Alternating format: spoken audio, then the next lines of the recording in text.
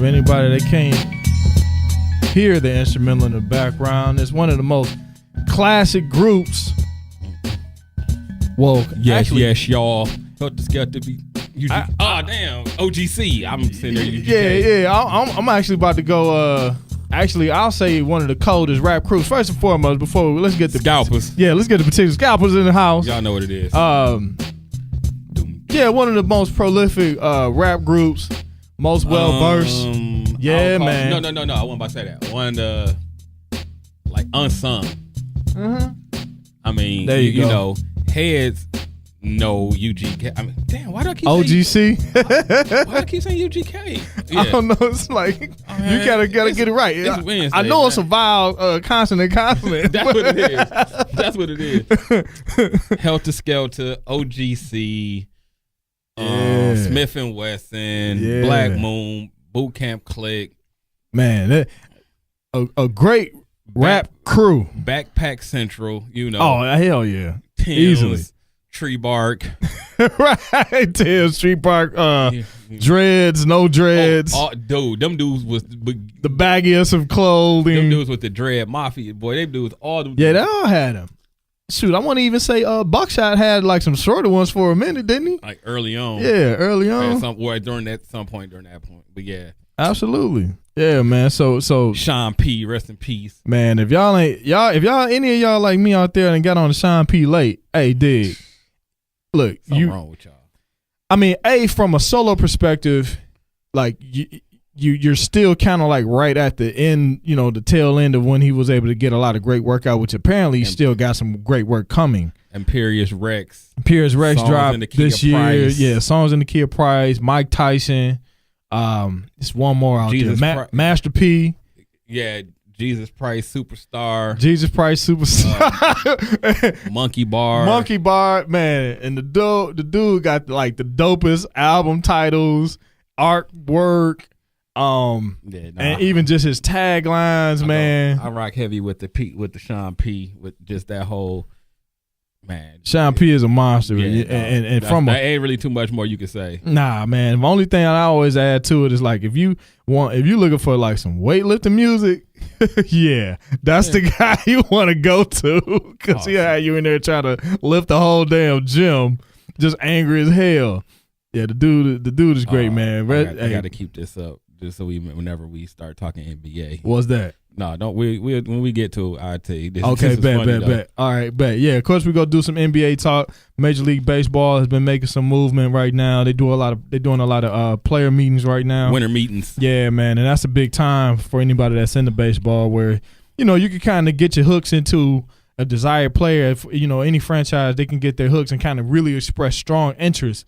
Like right now, the checkbooks are open. And they can make some solid moves to kind of get their teams ready for spring training like now. Because, I mean, before you blink, Christmas is over, New Year's is over, spring training to be February. Here. Yeah, right after that. So they're getting, you got teams, that are building, of course, before we throw out the bigger names, the biggest name of it all.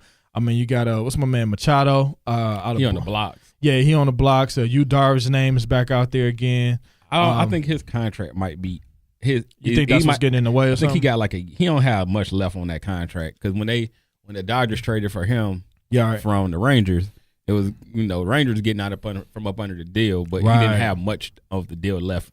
So Tigers traded Ian Kinsler to the Angels. With that, just signifies that Miguel Cabrera will probably be not far behind him because I just think the Tigers are about to go into rebuild. Right. Yeah, especially now that Mr. Illich died last year, but. I think they're gonna go into rebuild mode. The Angels just got I can't even think of Duke's name. Out of Japan. But this I know you're talking about. Yeah, that was one of the big names too. The talk of the town. Young talented kid. I can't remember the name though. Okay. Damn, I just got to it. But he can he's like a front end pitcher, but he also can hit. So they talking about. Some days pitching him, and then other days playing him. Him as a DH. DH, yeah, right. I want to see how it's gonna go. I think it's gonna be taxing, just because it's a different game. Word. I think it might initially. you'll get some. He'll be able to do it, but then I think the novelty will wear off on it, and he's gonna have it'll be either gonna be one of our starting pitchers or you're gonna be our DH. I don't think it's gonna run that long to where he can be both. Right. Just because I just don't think the human body ain't really built for it in the first place. And plus, once when you really look at it, like they'll do it now because he's young and all his body could probably take it for a while. I don't really know how young he is. I mean, because when they play over in Japan, they start. Oh no, that's true. So, but I don't even think it's the it is the body. It's the rest because if he pitches, then he needs those days off to rest his body and rest his arm. His entire body. If he pitches and then you say that you're gonna use him as a DH, right, then you are still putting stress on his arms, not in the same way as him pitching, but you're still him taking swings, cuts. He'd sit out there and take a 10 pitch at bat, and you swinging, with all of it. I just think I don't think it'll play out great, or it'll end up leading to injury. Well, that plus it's like really like brutal on his shoulder. You think about it, it's gonna be brutal on his pitching shoulder regardless. Like whether you're young or old, that ain't what you want. Yeah, period. Especially not as a franchise, you definitely don't want that. I mean, pitching injuries is like rampant. Like, it's Tommy John surgery and shoulder surgeries and it is real. But when it's all said and done, if I'm bringing you in, I don't care who it is, the team bring you in as a pitcher. That's what they want you to do.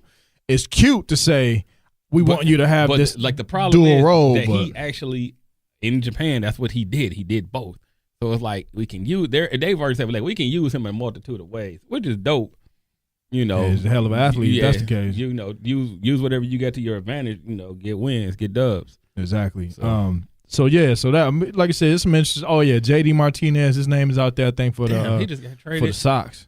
Oh damn! I'm about to say he got traded last year to I think he went to Arizona. Yeah, he did. Trade, and he went to Arizona. I think the Sox got interest in him. Once Detroit got rid of him, I knew we were in a fire sale mode because JD he was coming on. He was a constant contributor. Yeah, he was that young bat. You like, okay, he coming on. I mean, in the end, dog, the biggest news for baseball is that Giancarlo Stanton went from fucking Marlins to the Yankees. Yeah, and it looks fishy on the surface, but it's not.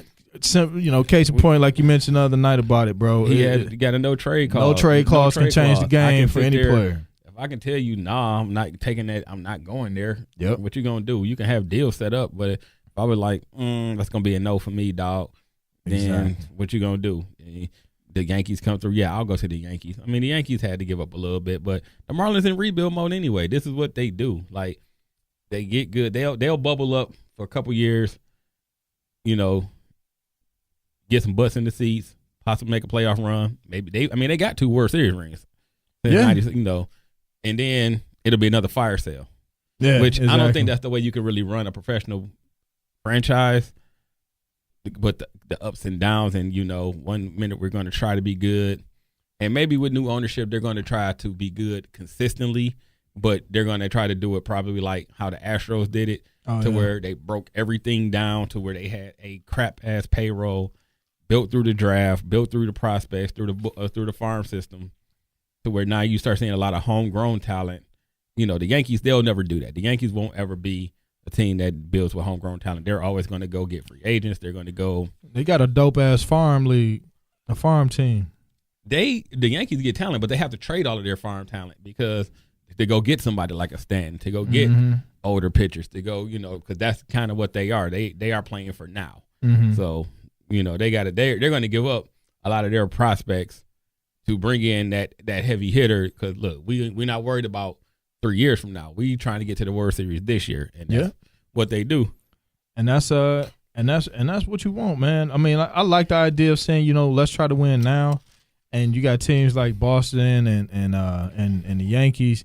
They keep themselves in contention like that because Cards. And the Giants, But they also have the revenue to do it. Exactly. Those teams they can do it.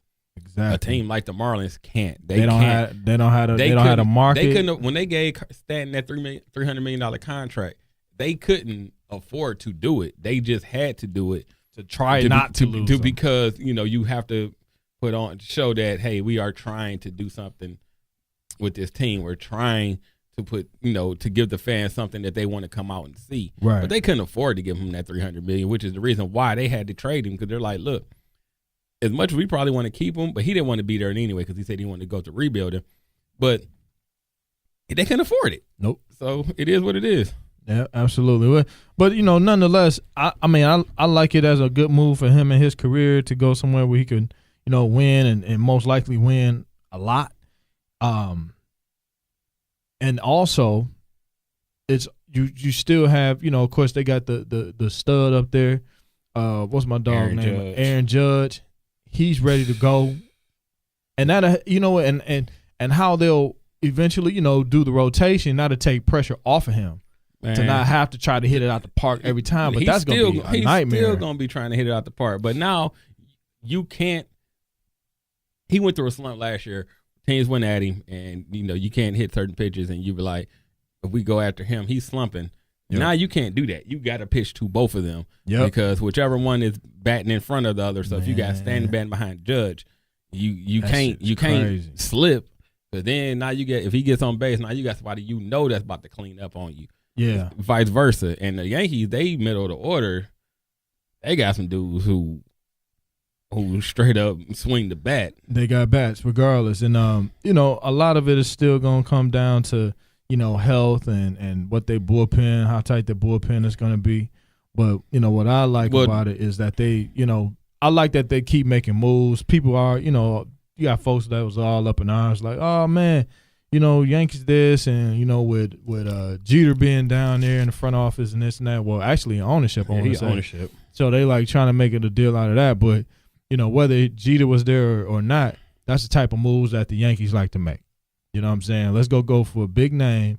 We got the money. We can make the money work. They usually are top heavy with their key players, but it does work out for them in the long run. And they keep showing that time and time again. Championships, strong playoff runs, or World Series runs, and a whole shot. So it's gonna be interesting for the simple fact that they are now bringing a new manager. Now somebody who's familiar with the organization, and Aaron Boone, one of their World Series heroes from years ago. But you still have a new manager, so you have a new voice from Joe Girardi, who was that voice for 10 years. And sometimes 10 years, yeah. Sometimes you do need a new voice. It's just kind of one of those things that the message gets old. I don't think the players felt his message. I think the message got old to upper management. They were just because they would kind of bump heads, so they were just like, okay, because they already said they was like, they went to the American League Championship Series. Yeah. So people were asking, they were like, so what would have happened if y'all won that and then went to the World Series and won? They still was like, yeah, we probably would have still made a damn manager change. So that's understandable. I mean, 10 years is a nice amount of time for any, GM or head coach or whatever, however you want to look at it. He was very successful when it does come down to agreement or lack thereof with the folks who really, really run the show. Back end, front side, if you're butting heads with them, then you'll probably have a shorter tenure than let me see, like a Popovich, if you want to, kind of throw out Belichick. Like, I'm sure they still have their moments where they like, it's my way because I know the sport and in between. But it's they way because I got rings to show you that my way work. It don't matter. Right. Like I get Pop will be in San Antonio as long as he wants to be in San Antonio. Belichick will be in New England as long as he wants to be in New England. Trying to think of another coach that's like that. Yeah, I think Pete Carroll, what he's done in Seattle, he can kind of say he'll be there as long as he really wants to be there. Pete Carroll is actually older; he just don't look it. Trying to think who another coach that could do it. That's about it. I can't. Well, these think, days, yeah. Yeah, I can't really think of we're in a new era across sports, period. So, we could run off other coaches that have had those moments, but we're in a totally different area of sports, dog. Right. So even if I threw out Phil Jackson, it's going to fall flat. Like, not anymore, player. Yeah. You could say that maybe 10 years ago, but not in 2017. Definitely 10 years ago. Actually 8 for him. But as a coach, it's the same concept. You're winning. You got a winning culture, winning mentality. I think, for the most, I think you're right on that. I think with somebody like Phil, Phil up and down attitude, Phil kind of a diva that could wear on certain people in management positions. But before the New York Knicks debacle, I'd have been like Phil definitely. Then Phil went and just destroyed the Knicks, and it was like destroyed them from the inside. It was like surreal. Like, is this the same guy that, the Zen Master and all this whole shit? Like, this can't be the same dude. Nah, the same guy. Like, Zen Master was a real housewife in New York, dog. Tore that team up. Yeah, and but not to get too far off into that.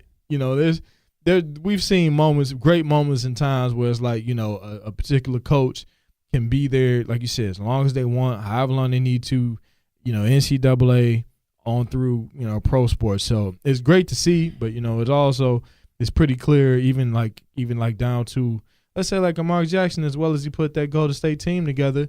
You know what I mean? He didn't get to get a ring. He probably should still get one in the mail some kind of way. Missed out on that. Okay. Yeah. That's always been one of my things. What's that?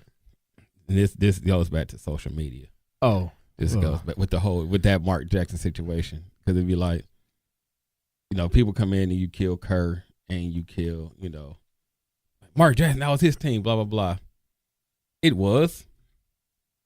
They wouldn't play the same way. Hell no. That team, the way they play under Steve Kerr, they weren't going to play that way under Mark Jackson. But even after the first championship, the first thing Steve Kerr did was give Mark Jackson fucking credit. Oh, yeah. Ain't no Everybody be like, hey, they don't never say nothing about Steve Kerr. That's a lie. Bullshit. That's a lie. Because the first thing he did in the press conference, after first off, he's done it numerous times. Yeah, got to thank Mark Jackson. Mark Jackson laid the foundation for what this team is. I don't know what else what people want you. I guess they want you to kiss his ass or something like that. I don't know, man. Internet. Yeah, and that's all screwy, of course. But nonetheless, I still love what he did. It's just you kind of got to look at it for what it was to say. Style of coaching he can hold players back. Right. Yeah, and like he built them up, but like I said, I don't think they would play how they play right now because that's not Mark Jackson's offense. That's not his. That's not his game there, or how he does it. I do wonder why Mark Jackson has not gotten another coaching position. I wonder if it's more of he just. I don't know if he wants to. That's what I think. I think it's more like, I don't really want to. If the right opportunity came, I'm pretty sure he would listen. And I'm pretty sure that opportunities have come his way. He'd probably be like, I ain't really trying to coach. Yeah, I don't know if he wants to. This team or that team. This team, that team, this type of schedule, this type of lifestyle. He don't need the money. Nah, or it just be like, because normally when teams come looking for a coach, it's probably because you suck. Yeah. It's very rarely that good teams fire a coach. I mean, the Pistons did it twice with firing Carlisle, but that was more Bill Davidson firing. That wasn't even a Joe firing. Yeah, and being in Detroit, heard enough that Bill Davidson was like, Bill Davidson ain't like him, dog. Yeah, you got to go, Brodna. Thank you for what you did. And then Larry Brown, that was another Bill Davidson. It's like, yeah, you can't be coaching my team and got a half a foot out. You got a foot out the door. And then talking about something you about to go talk to the Knicks and this and this. So you understood it. Yeah, dog. It kind of don't work that way. Yeah. If you either gonna roll with us or you're not gonna roll with us. And it was a beautiful thing for a nice amount of time, but yeah, it's like, fam, and it was like thrown in our face as Pistons fans. Like, look, he trying to go. He want to go to New York because he loved New York. He loved New York. Like, yeah, and if anybody know Detroit fans, they kind of similar to some other, like, I guess you could say like blue collar cities, like a Philly or something like that. What we are. It's like, shit, take your ass on then. Right. Bitch, we ain't gonna miss you. Knowing that we was appreciating everything he did, but it's like, yo, blood, if you don't want to be here, dog, leave. Yeah. Please get your ass out of here. And then he got remember that old heartfelt speech he gave the squad during I love y'all. I love y'all. Y'all play the right way. Like, yeah. Man, if you get your ass up out of here with this, I knew it was the end of the story. Hey, once he said that and they got it on the mic, I was like, he went diva. He went Hollywood. Did he go to New York after that? Or did he after we fired him, did he go somewhere else and coach? I can't remember. I know because that's well before he went to SMU. It was well before SMU, but I know he still was dealing with some health complications for a while off that hip surgery. Yeah. That hip surgery was nagging him for quite a while. I remember that. Or was that Flip Saunders had the hip? One way or the other. I know Flip had a hip issue. Flip might have had the hip. Yeah, but not. But I Flip. Yeah. Flip came through too in Detroit and took care of business. Flip. Yeah, Flip gonna let you hoop. Yeah, first of all, Flip was a player's coach. Flip gonna let you hoop, and he ain't gonna give you too much fuss about it. Yeah, and he knew how to manage egos. He knew how to manage egos very well, and you saw that in Minnesota. And that's kind of still goes into the concept of seeing coaches that can be there as long as they want to be there. Yeah, could you see when he went back, they was happy to get him back, and then he passed. Yeah. But no, they was he was like coach with like a stake in ownership and stuff. So that showed you how much Flip meant to that team, and we just went off on a mad tangent with all of that. Just Yeah, we branched off. Yeah, but it was still a branch to the root. Yeah, it's Wednesday. Wednesday. That's what we do, man. Yeah, and libations are in the house. It's all good. It's scalpers. We sit there and just kind of talk about everything. So with that, we got off the baseball piece because that's really all what's going on right now, and it's still very interesting. It's just something if you're gonna watch the game. Winter meetings. I mean, you see teams are taking shape right now. That's where teams start. Now you're gonna get into the off season. The ones that's trying to build are building. Free agency come up. You're gonna and go from there. Yep, and then there was some interesting boxing matches over the weekend. I know you didn't watch either one. I was able to catch one last night. I was trying to watch the what's the name? Lomachenko, and on ESPN. That my ADD kicked in. I changed the channel. Like it was like the match before that was going on, and I was like, okay. Then I changed the channel, and whatever was on TV, probably Food Network or some shit or Travel Channel, it got mad interesting. I was like, damn, that looked good. And turned back to ESPN, like, match over. Yo, that's crazy. So December 9th, you had Lomachenko fought Vasyl Lomachenko fought a gentleman last name Rigondeaux, Guillermo Rigondeaux, which you wouldn't think is a black dude. At any rate, Lomachenko. Is it? Let me see. Yeah.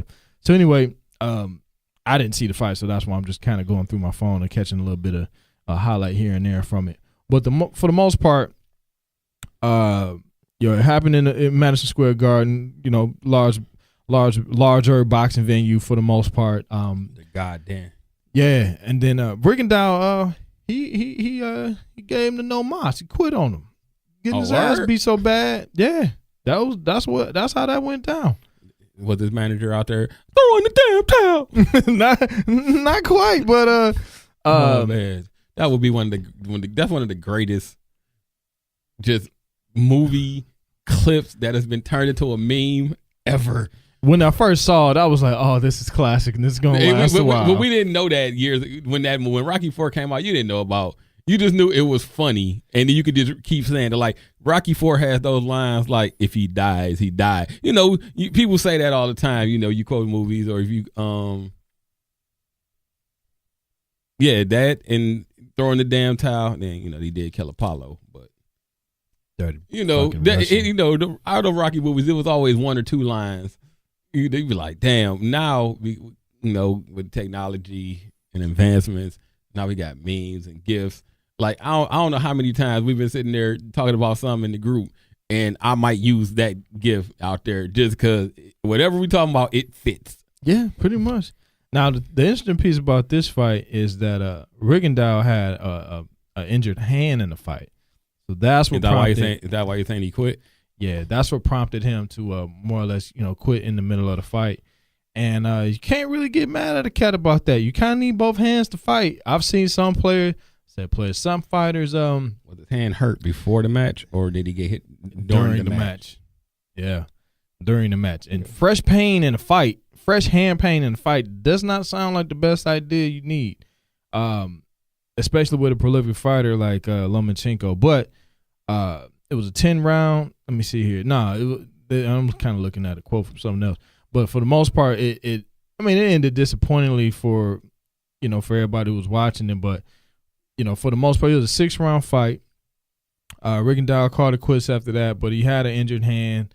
I mean, you know, I give him a little flack. I said not flack, but a little slack for that. But yeah, I mean, that's just pretty much how that one ended, man. It really wasn't nothing else much to it. But still, Lomachenko is one of the better fighters. He might be pound for pound the best fighter. Look at the screen and just look in the middle. And what do you see?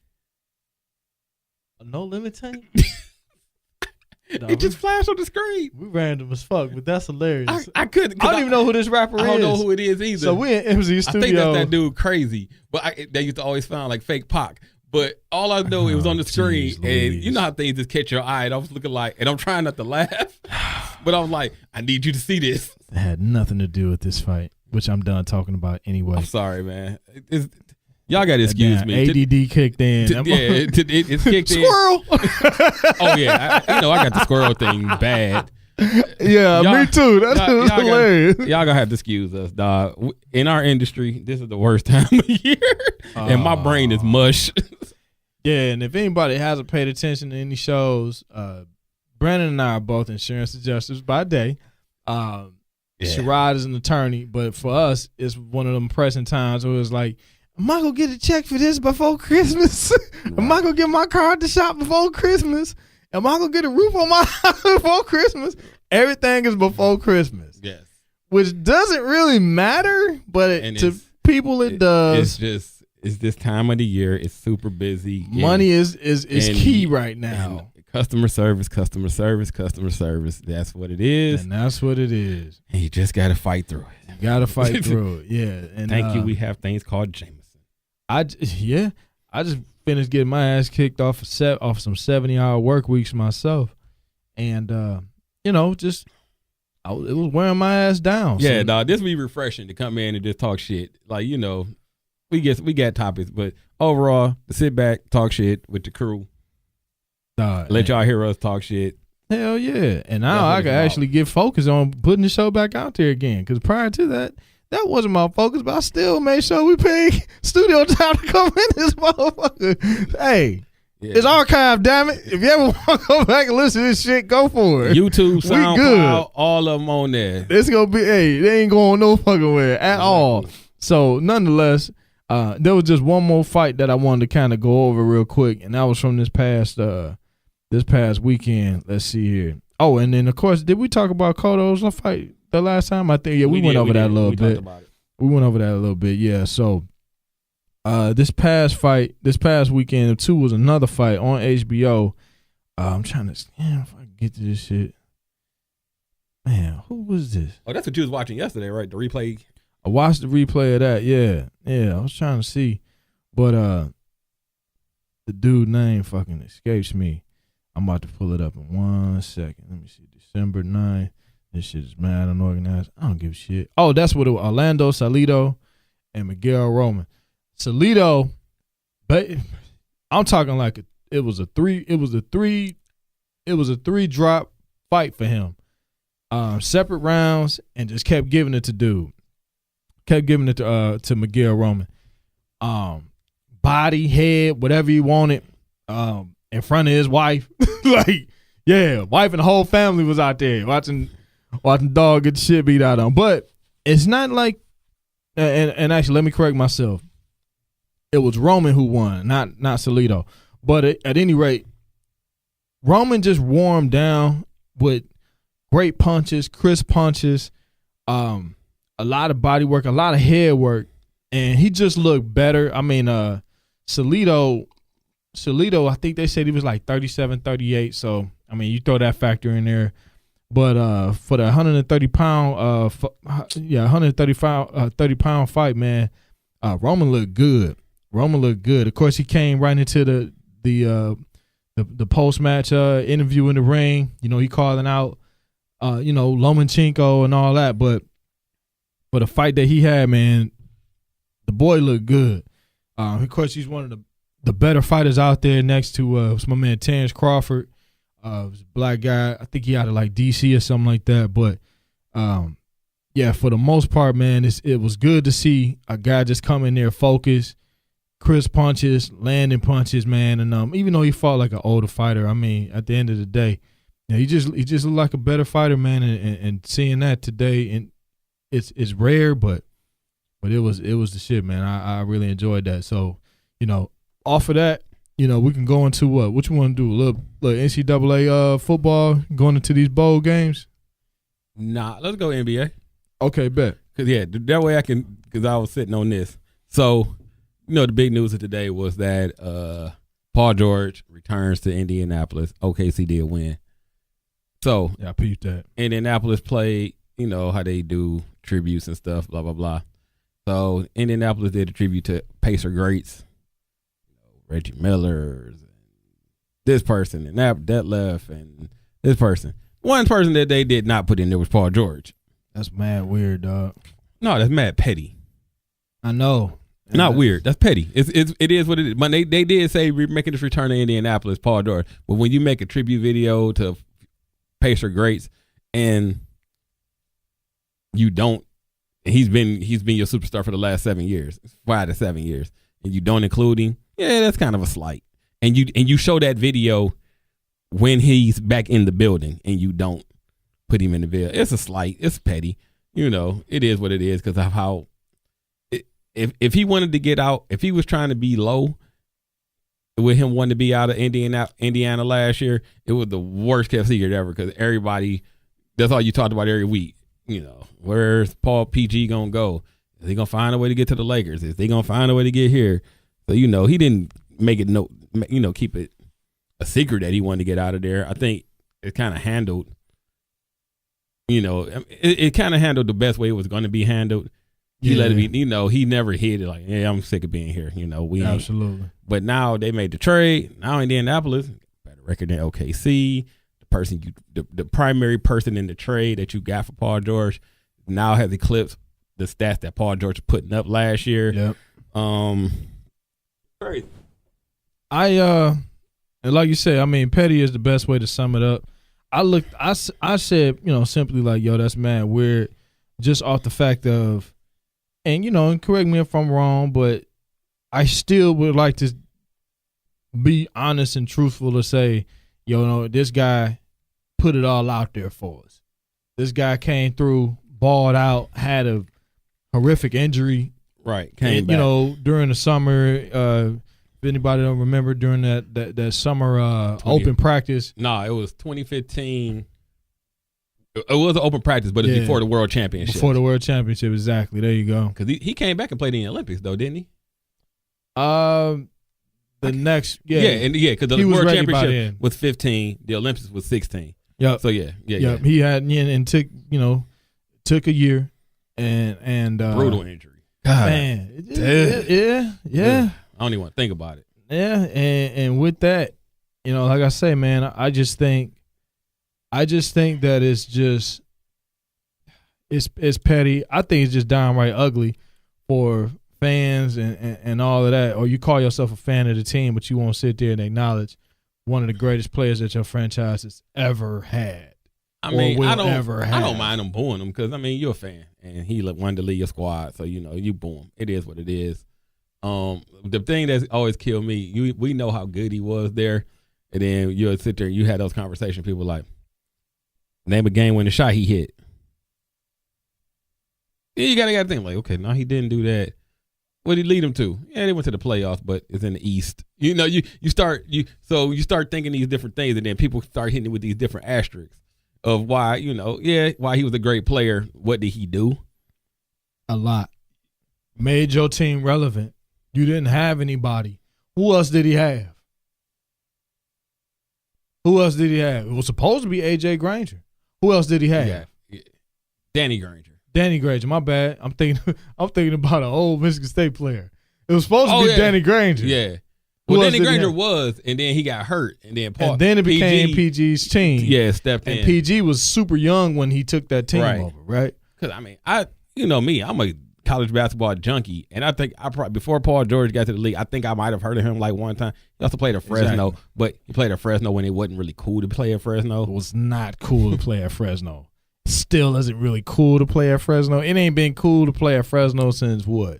Since Skip Chamalu? Shark Tark, baby. Since Shark put him back on the map and they got some primetime love. Yeah. All right. Skip Chamalu. So, yeah, exactly. So, with that being what it is, as much as somebody can say legitimately, yeah, PG ain't take us to nothing, like, deep in no playoff run, da-da-da-da-da. But you knew that he was going to go out there and give everything he had with nothing. You can't have a deep playoff run if you ain't got no squad. You ain't got no two-piece. I'm sitting here trying to figure out who they. Exactly. Who did they have? Austin Crozier stuck around or something, dog? Come on now. He one of them guys that Nick Collison's still in the league. All right. He is on the OKC roster right now. Yeah, Nick Collison has been in the league a long time. Man, Nick Collison, man, he been out of the college so long. Like, he played at Kansas when Kansas was still a Nike school. Mm-hmm. That was a long time ago. Yeah, Paul Pierce. Him and Paul Pierce was probably he's after time. Pierce. It was him and Kirk Hinrich. Oh, right after then, yeah. Right after. Yeah. Like the next recruiting class after practically. But when it's all said and done, it's like, gee, yeah, who else did they have? They didn't have nobody else.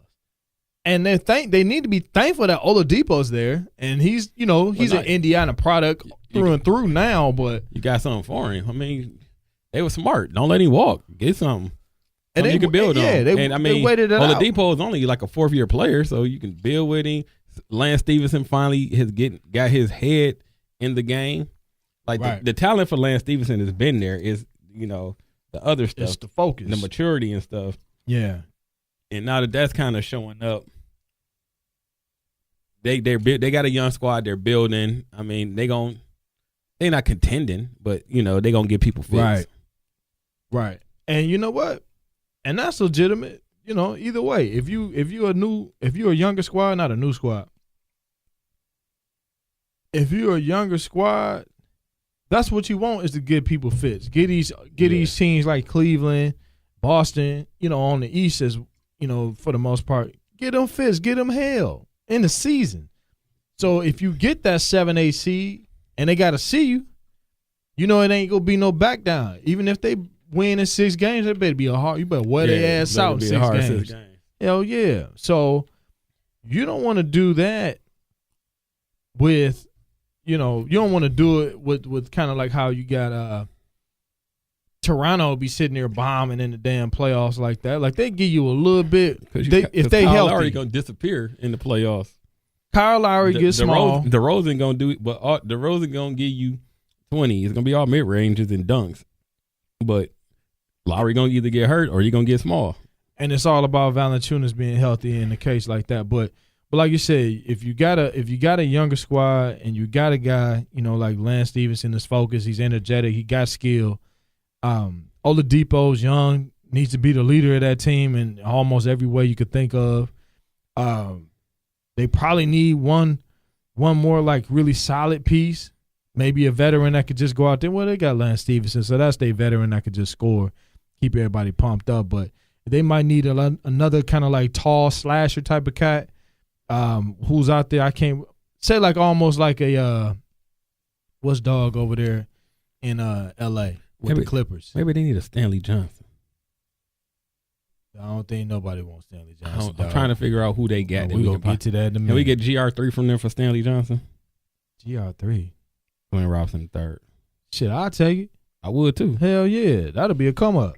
But I'm thinking of what's that for the Clippers? Yeah, the kid for the Clippers. Austin Rivers? Nah, like Wesley Johnson. Spot up shooter, long. You know what I'm saying? He can give you 2 dribbles and get to the hole.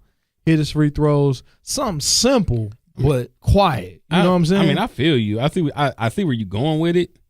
I guess Wesley Johnson is just one of those players. He is a true complementary piece. He's a 7th, 8th man that you can just kind of exactly. Like I say, he just somebody you pick up in free agents and be like, oh damn, they got Wesley Johnson, and he'll come through. But he comes through. He does his job. You know what I'm saying? If he giving you 8 to 12 points a night, that's pretty damn good. If he giving you 8 to 12, if Lance can give you 15, Oladipo will be about a 20 to 25 point a night guy. That's what he is, and he can do other stuff.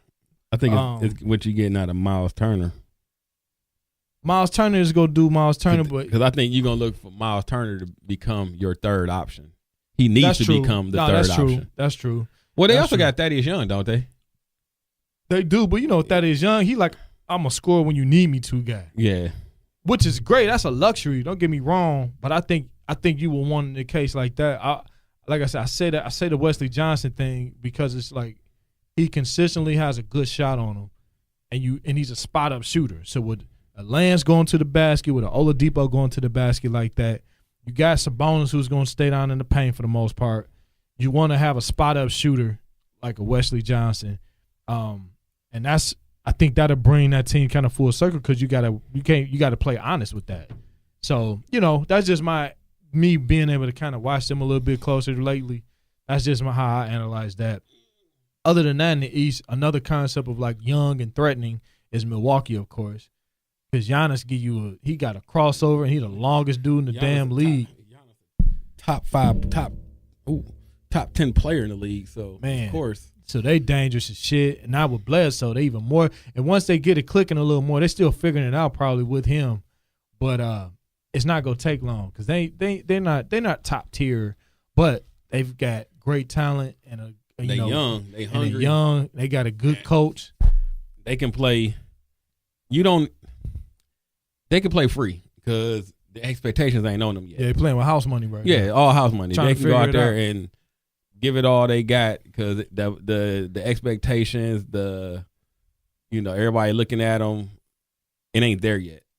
So they can do it. I mean, it's still on Cleveland and Boston with Milwaukee and Philly, getting that next set of attention.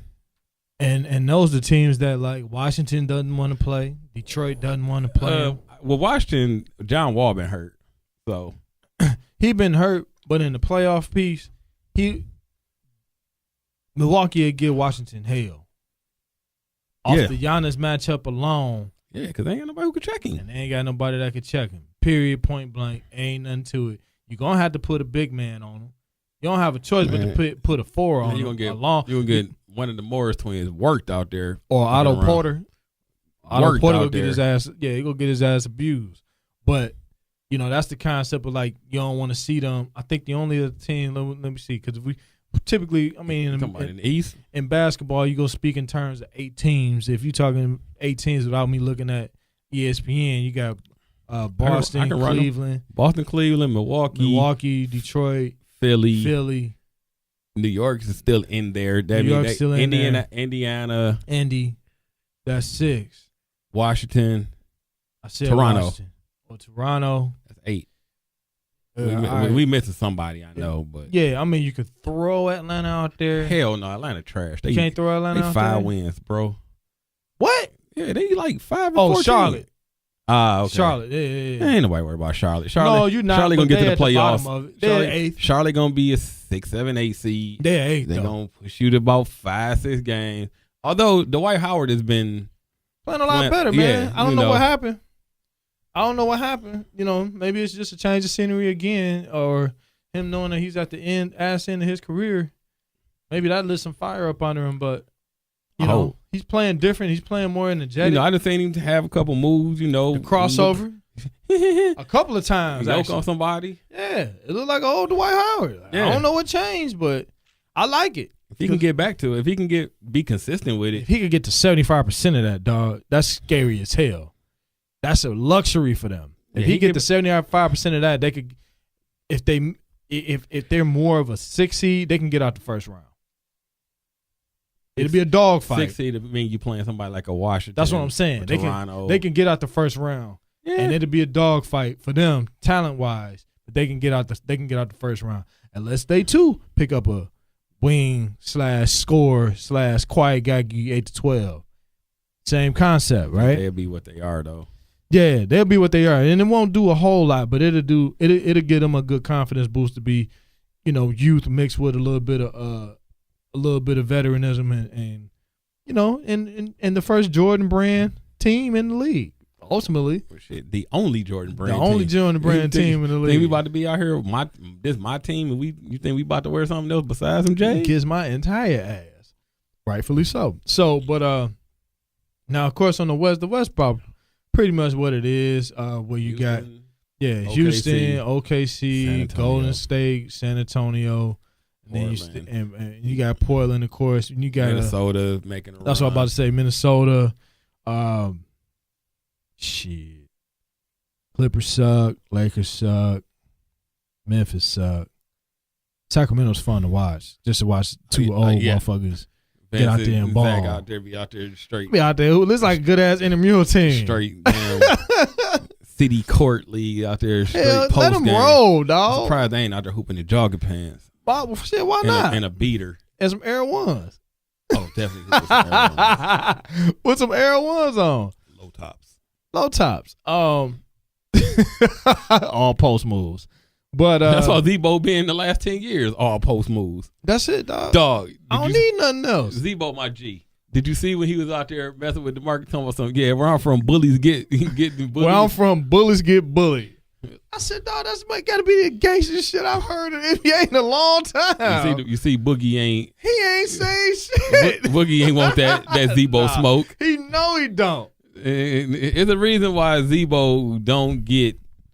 You don't see. You don't have no issues. You don't see people testing Zebo. In the Zebo, league, they know out Zebo the real. They don't want the Zebo smoke. Zebo been a thug, a real thug for a long time. Since college. And it took for him to calm down for it to stop. Man. It did. Out of Portland, going over to he went from Portland to Memphis? Yeah. Yeah, Portland to Memphis. And I think he found kind of like where he could be almost in his element in Memphis. You know, Memphis is also kind of like a, blue collar city. You know what I'm saying? It's got his hoods and all that, but he gravitates to that. He like the realness of the people that are from them areas because he from that. You know what I'm saying? So when you get all that, and as long as it's not like he can control the narrative for himself just and walk freely. Because I saw him one day in the airport. He was just in the Memphis airport like one shit. He a man of the people. Did he say like, "What's up, mine"?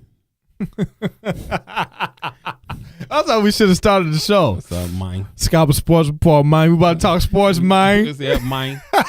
And I can make that joke. My family from Memphis, and I didn't been called mine a million times. So my uncle, my cousin, and my uncle. What's up, mine? That's some Memphis shit. I ain't realize it was that Memphis. Dave, 100. Damn, that's. I told you that's my cousin. We talking about some blah blah blah. He gonna keep it Gucci. All right, then. All right, dog. You right. You Gucci, dog. You 100% correct, my man. Mm-hmm. So nonetheless, yeah, he's going out there. Zebo go be Zebo, man, but it's still entertaining to catch him. With a little bit of glimpse of his all post moves and some free throws, but to still see him do it is fun. For the most part, but like you said, man, the bottom tier of the West is terrible. Dallas is terrible. Lakers are terrible. Clippers are terrible. Memphis the Lakers are exciting. The Lakers are fun to watch, and they're gonna be really fucking good in a few years. Yeah. Kyle Kuzma. I'm gonna throw it out there again. A team like that get a quiet little Wesley Johnson. No. You don't need a shooter? They not going for nobody quiet in the offseason. Magic is going for a big fish, which means he's going for PG. He's going for PG, and he's going to have PG at the 3, Kuzma at your 2, Lonzo at your 1. Yeah. And you still got Brook Lopez, but I don't know what his contract is. They'll find a way to get – did they get rid of Luol Deng? Is he still there or is he – I don't know. And Luai, I'm just talking about this deal. Luai ain't playing cards in motherfucking LA right now. Yeah, he ain't playing. They going after a big fish come off season, so they gonna get somebody.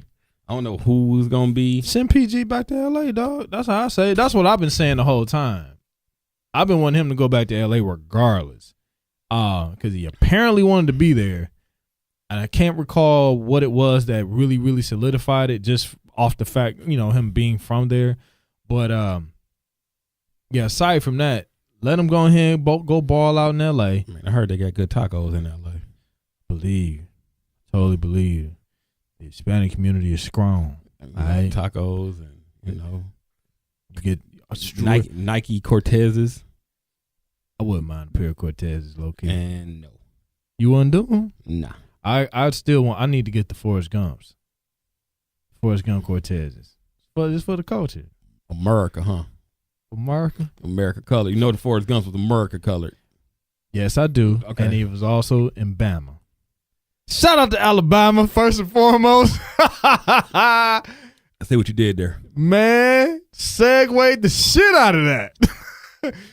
Non-sports related. Pedophile / sexual assaulter / shit, man. Mall band /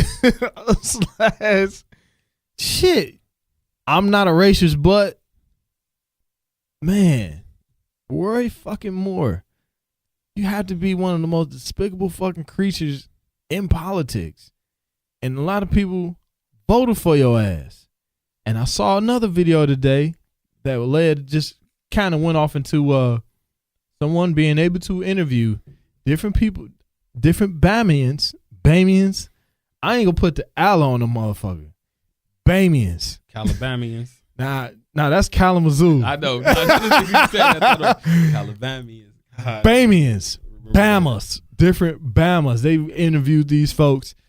And it was typically of a demographic of middle-aged to older white men and women. More or less to say, you know, will you still vote for him? And you know what their excuses were? Did you see the shit? Yes, I did. You saw the shit? Me and my mom was talking about that day. Motherfuckers gave every damn reason, non-logical reason of why. Finally, one dude was just like, yeah, I think he did it, and I don't really agree with him, but I want the Republican Party to win, and I wanted to give it their seat. That was like wild shit. But that was the most logical answer that somebody gave. Of yes, I don't agree with him, and I don't think he did it. I think he did it, but my primary reason is I'm a Republican, and I want the Republicans to keep that seat. So while as flawed as it could be, it may be, at least there's a logical reason. The reasons of 40 years ago, when people had daughters and the fraternity general wanted to holler at their 15-year-old daughter, they'd be happy. No. Nah, son. Nah, he spoke some truth to that shit. He ain't the only one think like that. I know that. I'm just saying. But yeah, but nah.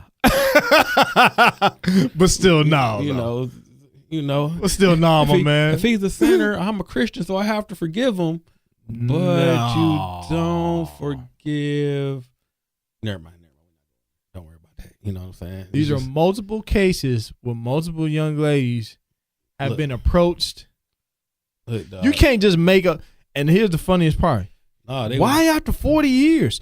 No, actually, it wasn't after 40 years. Some of this shit was pushed back on immediately. You don't get banned from a fucking mall 40 years later. You get banned from a fucking mall immediately because you did bad shit that you ain't supposed to do in the mall. Like holler at 14-year-olds. Real creep to get banned from a mall. Dog, you got to be an ultra fucking creep to get. Or a thug. One of the two. Oh, yeah. You got to be a real good thug, though. You know. You got to be like great at thugging to not be. Remember Fairlane went through that portion of town where. Shout out to Dearborn, Michigan. The thugs just in and out of that damn mall. Well, because teen clubs weren't. You got to go. Teen clubs were okay to go to, but they weren't like the shit just yet. So it was like mall Saturdays were the thing to do. Maybe even a little bit of a Friday night. Hit the mall till 9. Parlay through that boy to about 9:30 till security could get you out of there.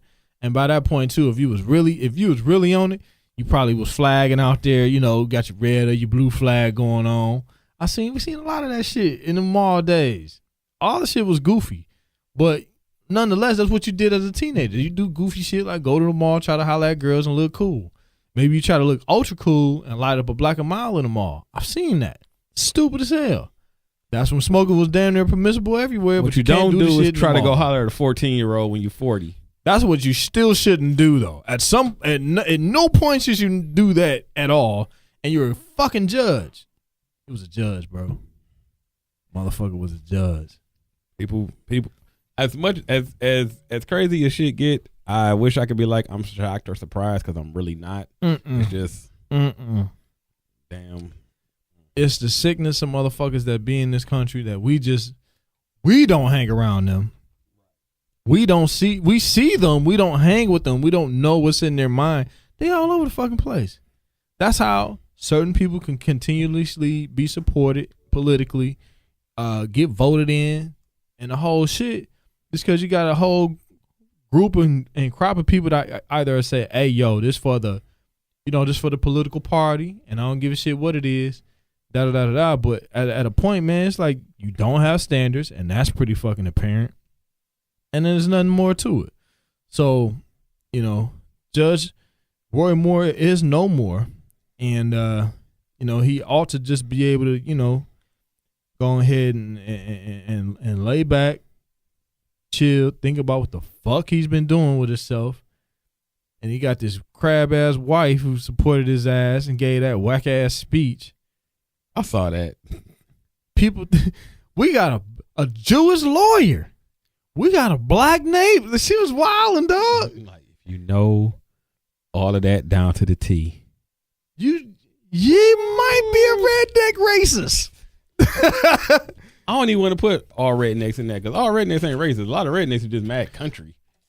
And I'm with that. Yeah. I actually enjoy that. Yeah. Because you learn from the motherfuckers like, oh, you ain't never such and such, such and such. Right. No, I have not. No. Please teach me because I'm a city boy, period. Like, man, let me show you this, man. You hot wire this, you pull That's this, what I'm saying. You do this, man, in 5 minutes, man, you got a whole little thing going on, man. Man, 10 minutes later, we got an 18-pack of something beer. Right. Whatever you want, dog. I ain't gonna say it ain't gonna probably be the greatest beer, but no, that's not even the point. I'm just happy that you enlightened me on some shit. That's how I be. I'm with it. So, and we ain't gonna hop on this too much more. Of course, Sarah Huckabee Sanders, she defending all the shit. Man, next, I can't talk about her because she just frustrates me looking at her face. So they said this motherfucking lady is like 35, dog. No, she ain't. That's a lie. That's the funniest. You lying to me. Well, I'll Google that when I get home. Don't worry about it. I'm gonna do this right now. Foot of ball. All the foots. I'm not gonna finish that last one. It's not gonna come out right. So at the end of the day, we in a shit, man. We deep in the football, college and pro. Collegiately, we got it all broken down to 4 teams for the national championship. Alabama, Clemson. I ain't giving a specific order, but Alabama, and Clemson play each other, then Oklahoma and Georgia. Georgia. I'm riding with Georgia. I'm gonna ride with Georgia. It's an exciting pick. Okay, it's an exciting pick. She's 35, blood. Damn. Caveat: you were hoping that she wasn't. I put my mind off of that, so I wasn't even thinking. Okay, so Georgia. While I would not mind Georgia winning, I still got a lot of ties to the state and a bunch of friends that went to UGA from when I lived in Atlanta. Same here. So, it would be cool for them. It'd be great for the state of Georgia. But then considering that they blew the fucking Super Bowl, but then I'd have it's a consolation prize. But then I'd have to hear them. Because they gonna talk. I got one homegirl, she a Bama fan, but Bama didn't won 80 million championships, so I don't even talk to her about football no more. Man, I wouldn't mind seeing Oklahoma win because I just want to see my boy Baker Mayfield go out there and swag the hell out. Just go ain't lying. Plant the flag on somebody. You ain't lying. Just go swag. Baker Mayfield is gonna be the Marshawn Lynch, the reincarnated. Come on, Baker. Be Marshawn Lynch. Don't be Johnny Manziel. Do not be Johnny Manziel. I'd be Johnny. Be Marshawn as hell. Yeah, but get on the field and do your shit, but entertaining off of it. Don't be Johnny Manziel entertaining off of it, then you suck on the field. Or shit, you don't. I don't even know how much that was. I mean, it was entertaining, but like trash as hell. Yeah.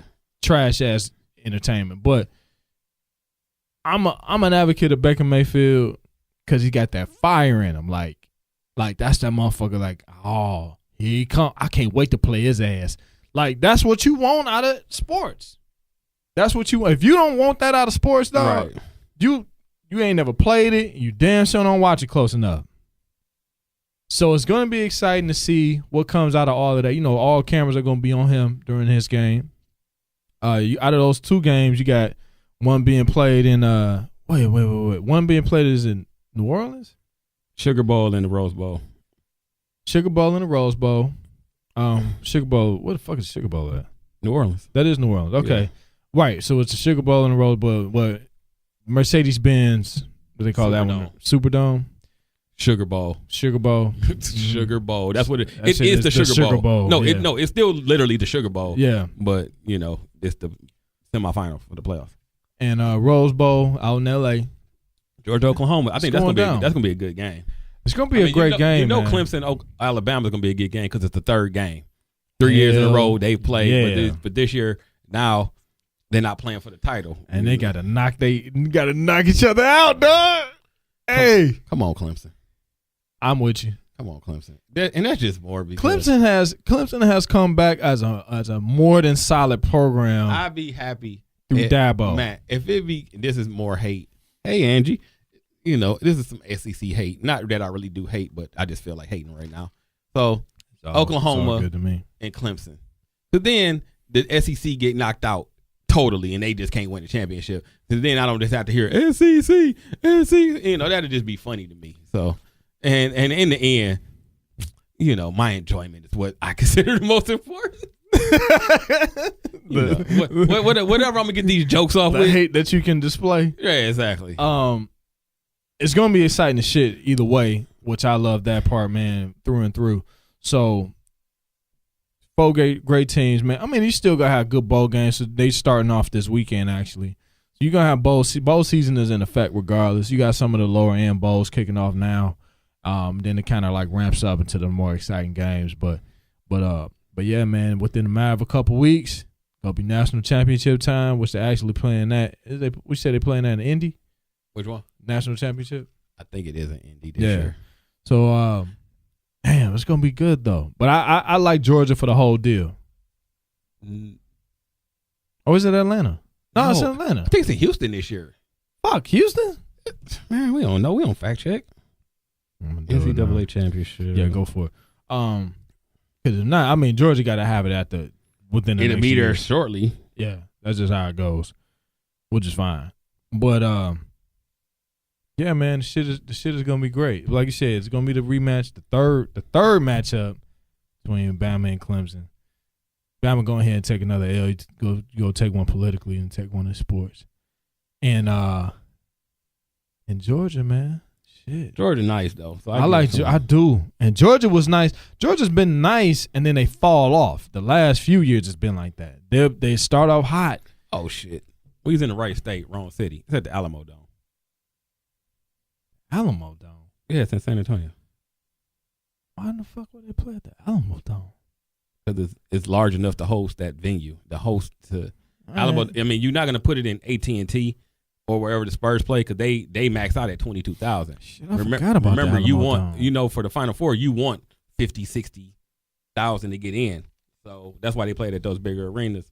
Yeah, because remember we were talking about it. Remember we were talking about the game when we went to the Mavericks game because American Airlines got first and second round games as well as Caesars Arena got first and second round games this year for the NCAA tournament. Yep. So okay, so now off that, like I said, I mean the rest of it is what it is. Oh, and Baker Mayfield just won the Heisman Trophy too. Huge, very big, man, and I mean you could tell there are a couple of folks that didn't want him to have it through his antics throughout the season. I understand that part, but the dude bought his ass off all year from the jump. All right. And and they never let off the gas. They kept pressure on. He kept playing strong. He's a big, strong quarterback. First of all, he's not a small quarterback, and he led his team the whole time. Even through the BS, he's still been their team's leader, and you could tell it just through how his coach speaks about him. You know, he don't have any issues off the field. You know, simple shit that you're supposed to do, man. But aside from just winning and playing your position strong as hell, he deserves it. He totally deserves it, man. He was up against some stiff competition he balled out all year, dog. He sure fucking did. So I expect him to be great in this next game. So it's gonna be pretty interesting to catch him on and you know in this first round of the semifinals for the college football championship. Mm-hmm. NFL is is winding down. 3 weeks left. 3 weeks left in the regular season. Yep, 3 weeks left in the regular season. So they, the last couple of games here, or actually even as early as this weekend, you're going to start figuring out possibly your home field advantage squads, and then maybe they could just take some time off outright, rest your star players and shit like that, So go ahead, get it out. I'm getting to it, motherfucker. So go ahead and do it. Well, the game of the weekend is Pittsburgh and New England. So both of them. So Pittsburgh, shit, 11-2. Shit, but no, Pittsburgh 11-2. New England right behind them at 10-3, and they just dropped one to Miami a couple days ago, and Wake and Sue, they balled they ass off that night. Cutler played well. Yeah, Cutler played well. Brady didn't. Brady did not. Brady looked 40. Sorry, yeah. Brady looked 40 in the motherfucker, which ain't no knock to him, but it's just what it was. Yeah. You look 40. You are what you are. You tucked constantly when you saw the pressure. So it's just a matter of going forward. I don't give a shit if it's gonna be Pittsburgh, whoever. If you could get through that line, you got a shot. But it also was without Gronk, which is his saving grace, regardless. And if they talking about getting Kenny Britt, that's an option more or less deep because he ain't coming in enough to know no fucking plays. It's going to either be a route, a simple-ass slant, cross route, go deep, some shit like that, and they're going to have to really guide him through that, but they really want him for the playoffs. Hogan was out the last game, too. He'll be back. He's another weapon. But I don't give a shit. If you're 40, you don't move as fast. By the time, dog. Undefeated. Get everybody. Undefeated. So, but nonetheless, it's still going to be a solid game. New England has owned Pittsburgh for the last few years. But this is another testament to them to play with that chip, with the Shazier injury, play with that inspiration. Shazier. Absolutely, man. Just get up and fucking walk, period. Right. All the rest of this shit, you'll be a coach. Don't worry. You'll fuck around and be a coach in Pittsburgh. That's not the issue. Playing football ain't the issue. Just get well and be fun, and be good on that note. But nonetheless, and Juju Schuster be back. They say Martavis missed a practice this week, and I think Martavis gone for the year. Oh, from that? Yeah, from that. Remember when he came from the Packers, the reason he got cut was because of an injury, and I think once he got to the Patriots, they had him for a week. No, I'm talking about Martavis Bryant. Oh, Martavis Bryant. I thought you meant. You said Martavis. I'm thinking Martellus Bennett. Martellus Bennett. Oh yeah. Oh yeah. Well, yeah. I don't think he's playing at all. Yeah, I think he's done. I don't think he's playing you said at all. Martavis, and my brain said Martellus. Yeah. It's all good. So blame it on Jamie. But with that, a couple pieces coming back on both sides. Watt has still been very solid. It's just a different type of player, and he's young. He doesn't know as much as what Shazier would know at this level of the game. House money. He balling his ass off. With Shazier injury. Now he's probably going to be put in a different position. So that might be some difference, but he's one of the dudes that Pittsburgh was like, hey, let your motor go. Hell yeah. And get out there and just make plays. And that's what he's been doing. Yeah. He's been doing that increasingly throughout the season. At first, it's kind of like deer in headlights first couple of weeks, and you're kind of figuring that out. But once they see where your strengths are, like speed and power are his strengths. Yeah, and I think next year, like, now that you will have a year on him to be like, okay, we know kind of what we got in him. Right. Then I think they unleash him in different ways. You put him maybe at a defensive end. You get him in, they play they're a 3-4 team. So you get him as an outside back rusher, outside linebacker that's rushing the passer, getting to the quarterback, and keeping that spy on a running back. Also, if you drop it to like a zone blitz thing, or he's a lineman that can drop back in coverage. Exactly. Because he got the speed. So exactly, youth and speed can kill on the defense. So, so that's going to be a benefit. And, overall, as long as the secondary doesn't just have blown coverage like I've seen them doing against New England, that is not the team you want to do that shit with.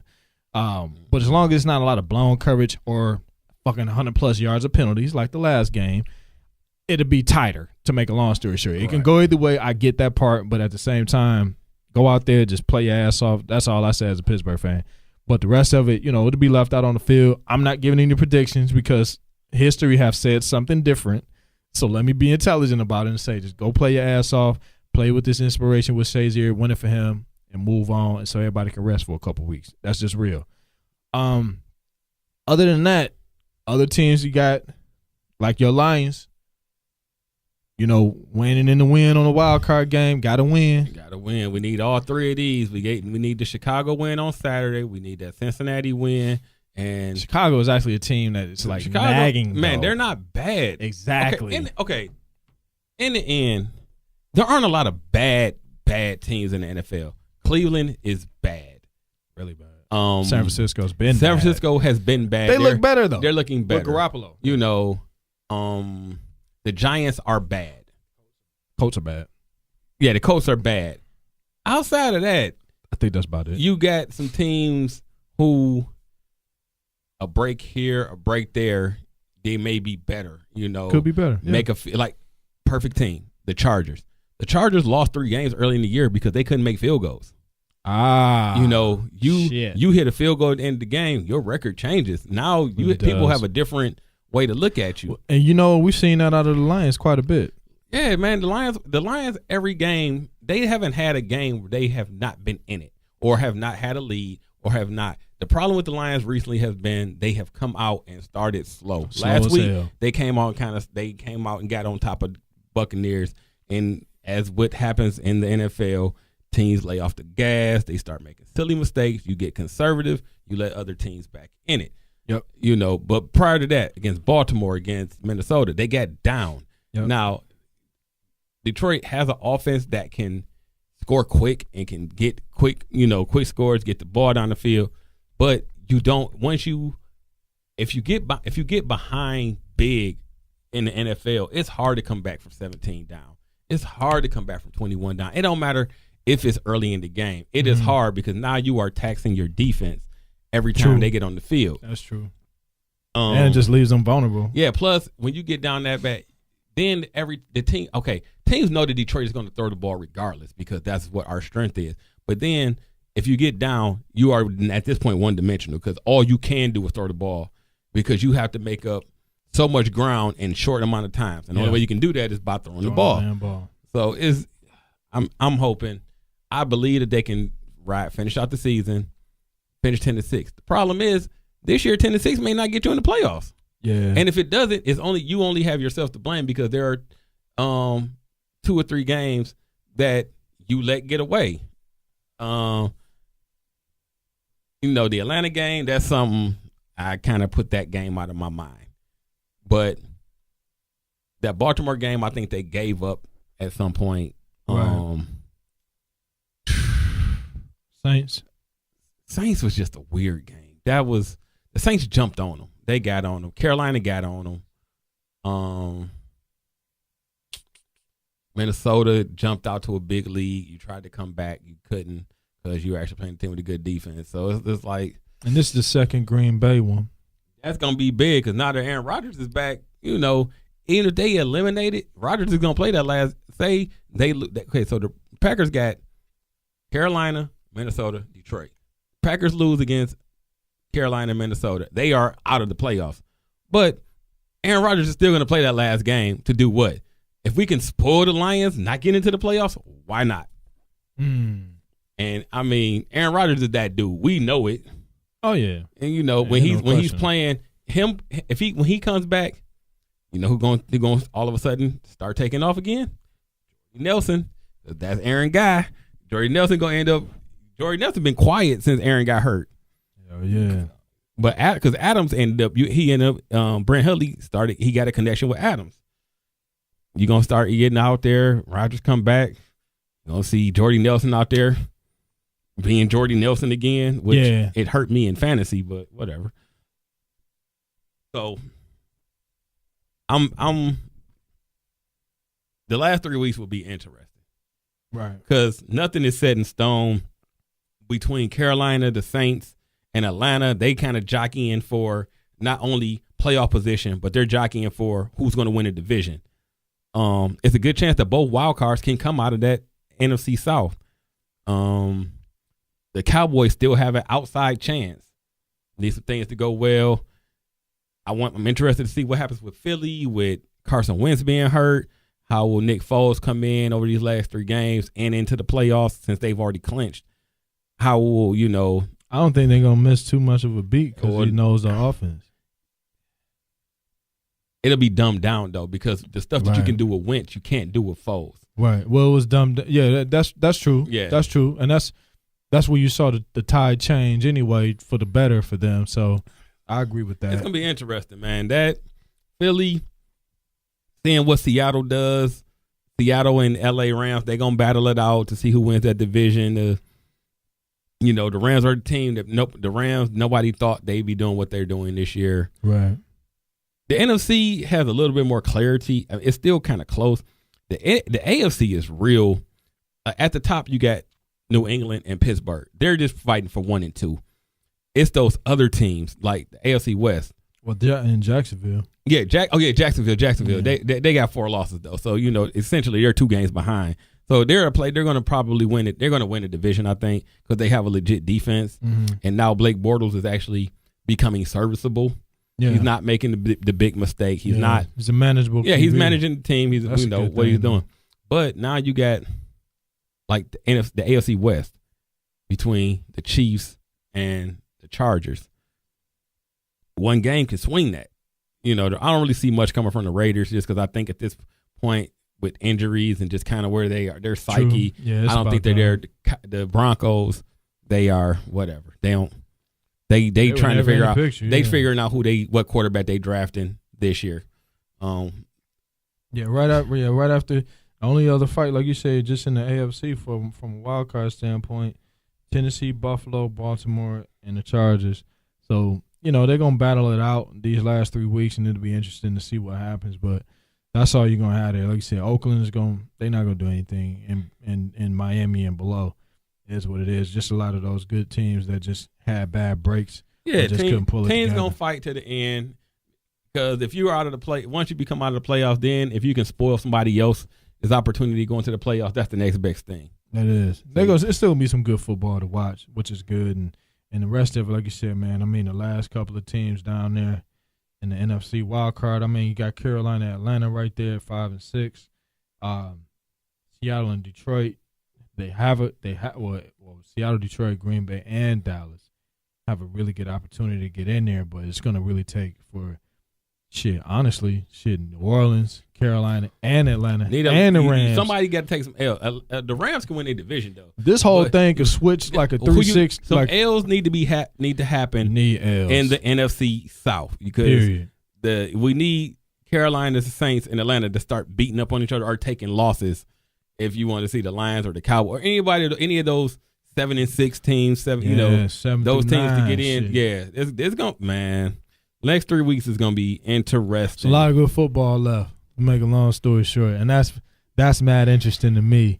So if anybody's still boycotting, I don't know. I think I'm done with it. Hold up, what you think? Man, you've been done. I've been done for a while. I've watched you watch football many a weeks. Like 4? No.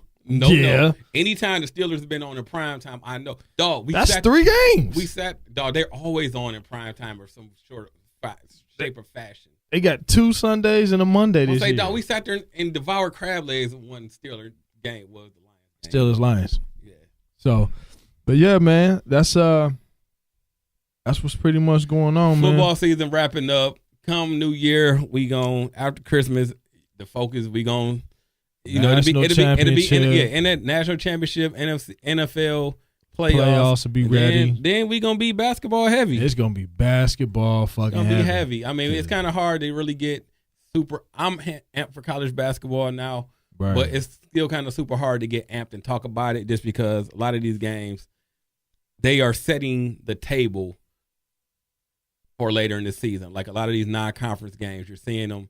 And they are setting the table for, okay, this team got this big win, or they had not a big win. They got a good win against this out-of-conference opponent, Right. They went on the road. They beat this Power 5 team. They, those kind of things are what's going to help your resume. And come March.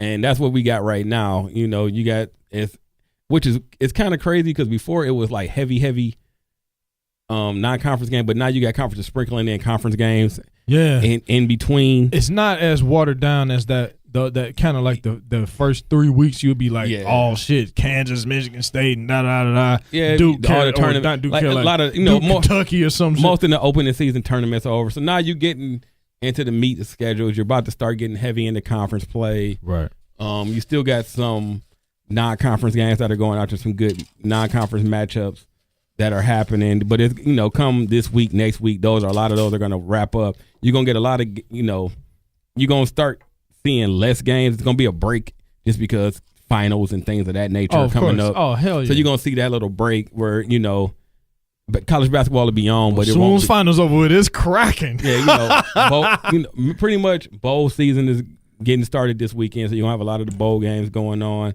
the college football side. But yeah, I think come January, it'll be basketball hot and heavy. And with just kind of how our society is, that is when we're going to start paying attention to basketball. Most people don't pay attention. Like this year, the soap opera of the NBA has been interesting. Right. Because you had so many moving pieces and things of that nature. Yeah. But, people don't really – basketball starts for the casual fans Christmas Day. Absolutely. Because you got all of those games that come on, those marquee matchups, and that's when basketball really feels like basketball should be starting right now. It's the close of, like I say, football. And then the casual fan, for hoop fans, we've been in it since October. Mm-hmm. But the casual fan will get in. You're gonna sit there and watch this team and that team. It's gonna be the same. The matchup, you're gonna see the same 8-10 teams. So I think it's 5 games. So Golden State, San Antonio, Cleveland, Boston, Minnesota, Philly. Knicks, we're still seeing a slow tide Houston turn with the younger teams that were non-existent. No, what I'm saying is like for Christmas Day, you are going to see those 10 teams that you always see. Yeah, because they're going to be your marquee teams. Me. Yeah. I'm not complaining about it. I'm just saying what you're going to see. Now, even looking at college hoops too, top teams out here, top 10, man, was pretty solid. Villanova, who won the Philly Classic tonight against Temple, they blew them out though by 20. They're 10-0 at number 1. Man, I need to go to Philly for real, Philly, and I would love to go to a college basketball game in Philly. Man, Philly is just one of them times. Like Philly got the Little Five with Villanova, St. Joe. Mm-hmm. Come on, man, St. Bonnie out there. St. Bonnie, that. Those they sit there and they had a little run. Temple. Yeah, Temple. That's 4. It's one more though. St. Joe, Temple, Villanova. It'll come to me. But but just that kind of stuff like there, like those decade-old rivalries. Yeah. That bring the city out. That kind of stuff. That's the reason I love college basketball. Like I love what we're doing at home this weekend with Michigan playing UD and Michigan State playing Oakland at Little Caesars Arena. Yeah. It's a home venue and it's home teams. You bring in the city. The city I hope the city comes out. Yeah, don't be lying and represent. That get the kids some damn energy. Yeah, first of all. Dog, we seeing UD. That is the Detroit City team.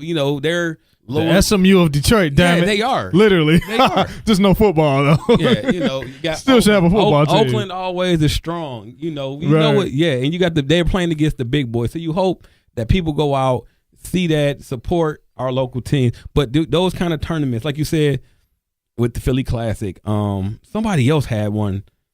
Not this, within the last couple of weeks, they've had that kind of thing going on where it's all of the local schools that have just been kind of that kind of thing. You keep those rivalries going. You build fans inside of your local area. That's what you need for college basketball to keep growing. For basketball locally, period. Yeah. And then other than that, like you said, just to round out some of these other teams, Wichita State number 3, strong, the Shockers. Only problem that's gonna happen with Wichita State is then once they get into conference play, I know where you're gonna sit there and be like, well, what are they really? And I don't think they give a shit. Like they don't, because shit, all they gotta do is win their games, and they know that ranking is fool's gold. Yeah. Like, all right, that's cool, but shit, I know I'm gonna be a 1 seed in my bracket. They're either gonna be a 1 or a 2 seed. It really doesn't matter. Exactly, as long as they just play what they do. They've been a 1 seed before. Exactly. So they're not new to it, but they know not at all. Conference wise that doesn't mean anything. Duke number 4, Arizona State with a strong win over Kansas recently at number 5. Miami is number 6. It's a good year to be a Hurricane. UNC number 7, Kentucky number 8, Texas A&M number 9, Xavier is 9-1 at 10. Then you just got to round it out through the 15. West Virginia, Gonzaga, Kansas, TCU, Seton Hall. And these teams gon' jump up and down a lot, go back and forth. Yeah, let's go trade off, especially throughout the next 3 to 4 weeks. Especially like 5 to 15, I would even say. Hell yeah. Like the 4 kind of like bounce around here and there, but they'll stay within that same, probably 1 through 8 for the most part, depending on how many losses. They'll be winning. The teams that you see in the top 5 right now, they'll finish the season 1 or 2 seeds. Your Dukes, your Villanovas. As long as they don't drop the hell off States, on injuries, yeah. Yeah, you're going to see them still kind of maintain and they're just that good. Like in the night, we could get ready to close out, but like a Michigan State is just that damn good. Duke is just that damn good. Villanova, Arizona State is apparently that damn good. Villanova, yep, just that good. Programs. When it's all said and done, programs. So I need a Villanova hat. You do need a Villanova hat with them J's and a Nike. Off the lids I go. Off the right, you probably got a discount email to your ass. I'm sitting out here with a St. John's hat on right now, so. But who called you, dog? It is the Red Storm, Felipe Lopez, baby. Man, that's a whole other conversation for another day. Felipe Lopez. I knew Felipe was cold when he was on the cover of Slam. That and Sports Illustrated. Shoot, Mike, we ready, man. Take us out. I know Simp got us something to ride out to. Said cruise out like I'm late about. Oh, y'all need to get on this Sean P.